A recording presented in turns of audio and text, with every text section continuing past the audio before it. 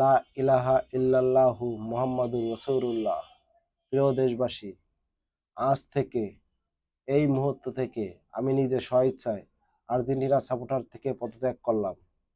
কারণ আমি একজন মুসলিম হিসাবে আমি কোনো ইহুদি দলের সাপোর্ট করতে পারি না।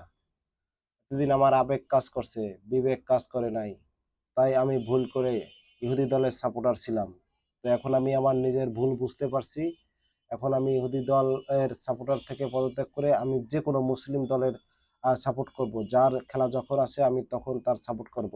যেমন মিশর, মরক্কো, সিরিয়া, লেবানন বা মুসলিম যেকোনো যে কয়েকটা দল আছে আমি তাদেরই সাপোর্ট করব।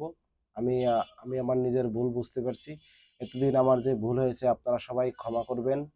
এবং আমি ইহুদি যারা আছে তারা পাখির মতন মুসলমান মারে, যারা পাখির মতন মুসলমান মারে আমি তাদের সাপোর্ট করতে পারি না।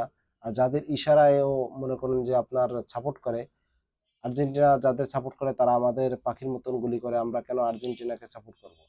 ঠিক আছে, মুসলিম মুসলিম ভাই ভাই, ঠিক আছে, ইহুদির সাথে আমাদের কোনো সম্পর্ক নাই। ঠিক আছে, ঠিক আছে। এখন আমরা আমাদের এ তারা কখনো চায় না যে আমরা তাদের মাঠে জিতে আসি। তারা সারা জীবনই আমাদের হারিয়েছে এবং হারাবেন। তবে ইনশাল্লাহ আমরা একদিন জিতবো। ঠিক আছে, সেদিনকে কেউ ঠেকানো থাকবে না। আল্লাহ চাইলে সবই সম্ভব। আল্লাহ একদিন চাইলে আমরা অবশ্যই জিতে আসবো। ঠিক আছে, সেদিনকে কেউই ঠেকাইতে পারবে না ইনশাল্লাহ।